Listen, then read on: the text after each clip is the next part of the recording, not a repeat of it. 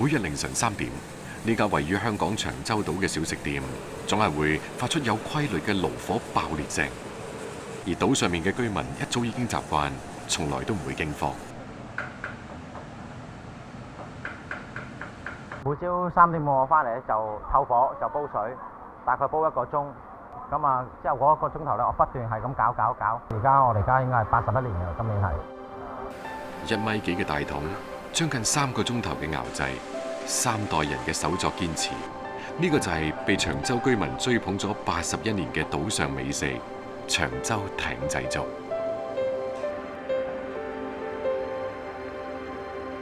即係每朝我都咁樣洗，每一桶我要洗3次，過3次水，洗乾淨，咁啊攞去煲粥。如果用電啊，能源效率仲高添，咁啊成本仲低。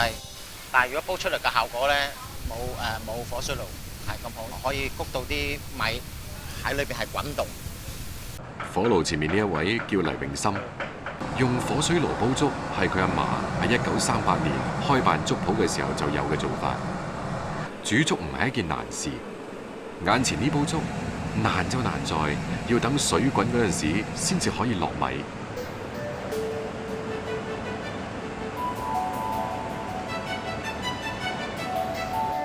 不停咁搞，係為咗令到粥出稠，米粒同沸水相撞，沸水令到米粒迅速膨脹，然後米粒粒粒飽滿，粒粒酥稠。差唔多得㗎啦，而家開始爆花㗎啦。喺火水爐爆熱嘅作用底下，攪拌加快咗米粒爆花嘅速度。跟住嘅下一步係阿嫲靚粥嘅家傳秘訣——落腐竹。腐竹可以令到粥底更潤滑可口。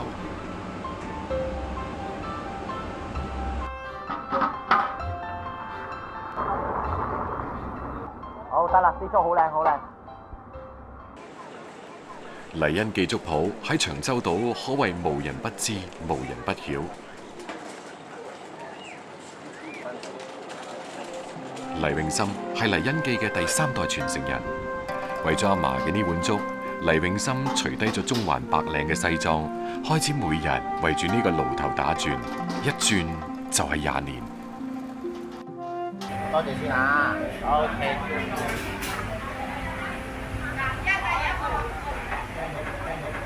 好。早晨。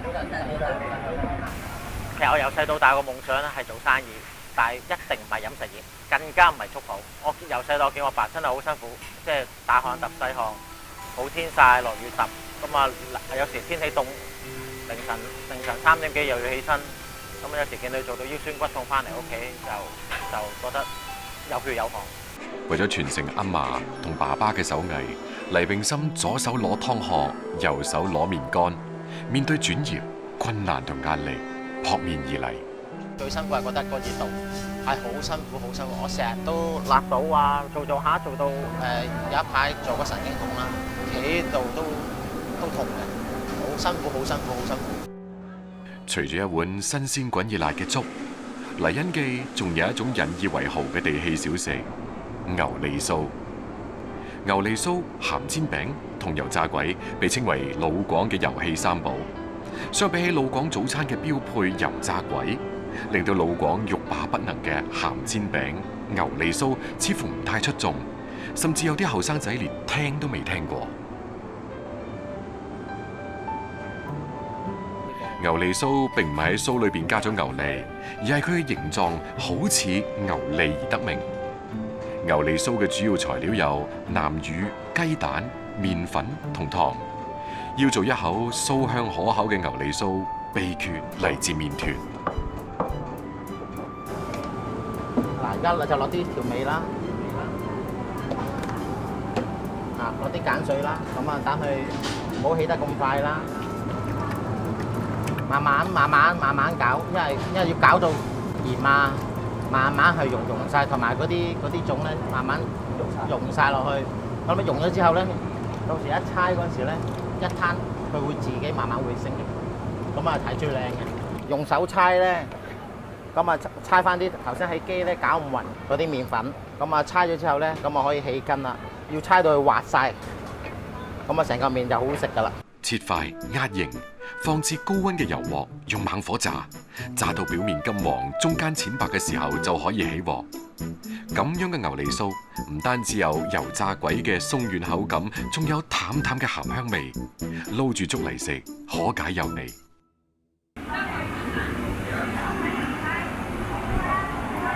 有粥食啦！嚟，嗱你自己食個艇仔粥啦！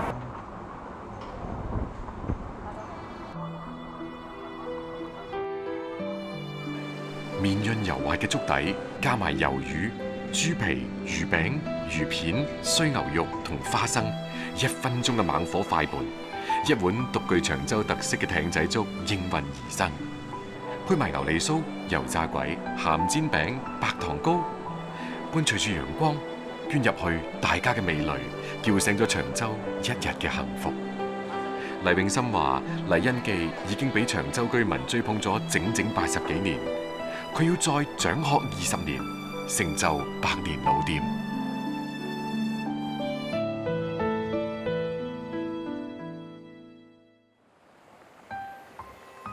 河流喺呢度轉咗個彎，形成咗一塊小河灘，海河相連，呢度就係鯊魚涌。陳巧東係2005年嘅兵，退伍翻咗屋企，一直琢磨住遊客嘅生意點做。前年就開咗呢一間民宿，係就係開咗，但係經營不善，每個月淨蝕2萬幾蚊，令到陳巧東唞唔過氣嚟。2號，對。陳巧東心急啊，開始喺特色菜品上面琢磨咗起身。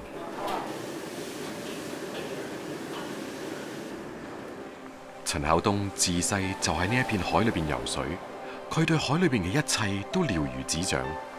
今日佢要向呢一片海尋求幫助，等佢間小店可以起死回生。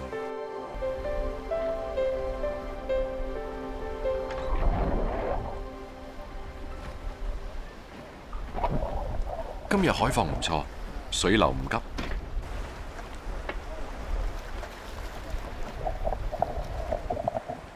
陳巧東到底喺呢一片海度揾緊咩呢？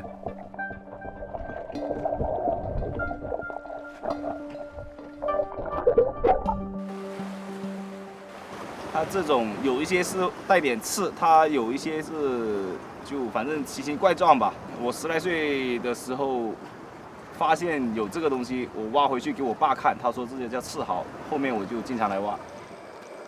赤蠔有一個好好聽嘅學名，叫草莓海谷甲，個樣就似扇貝。深圳呢一帶海域係赤蠔嘅傳統生長地，赤蠔冇養殖嘅，市場上都好少見，所以好多人唔知道有佢。陳巧東就係想將呢個當地傳統嘅海鮮做成店裏邊嘅特色菜嚟到吸引人流。天黑之後挖點荷包蟹，那個荷包蟹呢，也是我們這邊比較常見的一種蟹，但是知道它的人很少，因為它白天抓不到，只能晚上抓。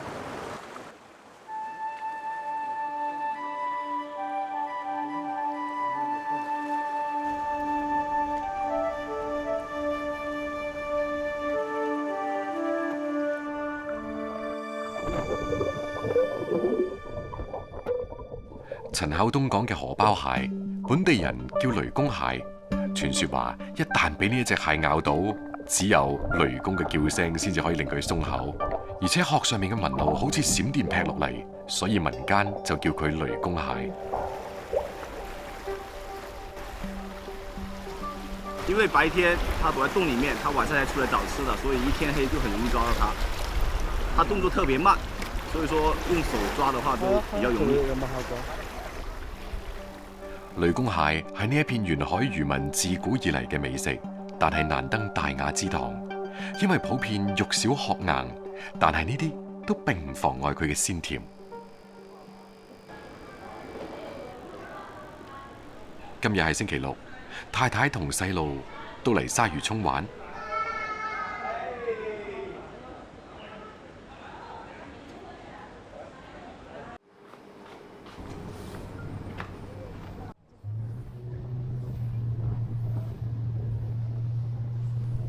陳孝東覺得有啲愧對祖輩嘅係，講就話係水上人家嘅後代，但係兩個仔都唔識游水。喺佢內心，仲係希望啲細路可以多啲親近大海。來，這些我們釣魚了，好不好？姐姐 ，hello，我們釣魚嗎？哦，我們釣到了，我們釣到了，來了，來了，來了，來了，又一條，又一條，掛掛。OK。錄得來的，讓自己來。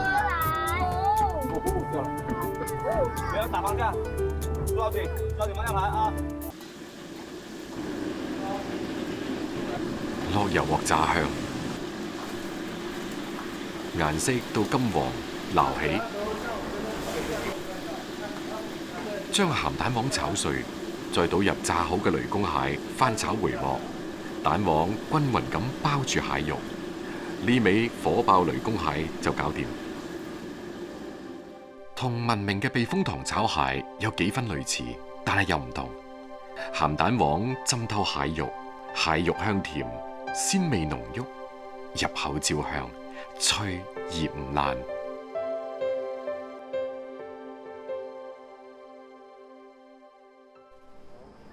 煲水落米，放薑絲入去，少量花生油，將粥煮到9成熟，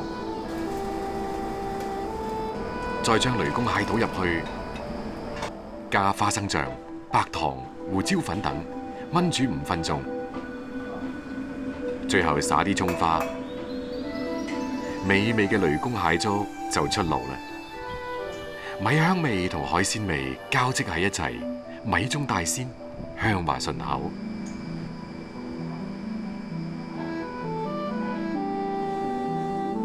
將醃製嘅蒜蓉粉絲放喺赤蠔上邊，就可以入蒸鑊。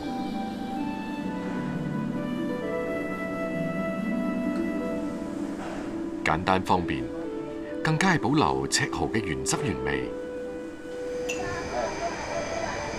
因為呢啲地道嘅美味佳肴，而家店裏面嘅回頭客越嚟越多，生意都越嚟越好。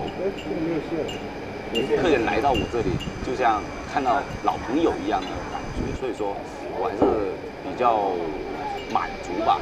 來過吃飯的人，來過這裡住宿的人，介紹朋友親戚過來的，都不是說外面過來找吃的找過來的，都是朋友介紹過來的。一個退伍兵，冇其他手藝，靠住生佢養佢嘅一方水土同唔認輸嘅拼勁，陳孝東為一家人遮風擋雨，勞動創造幸福生活。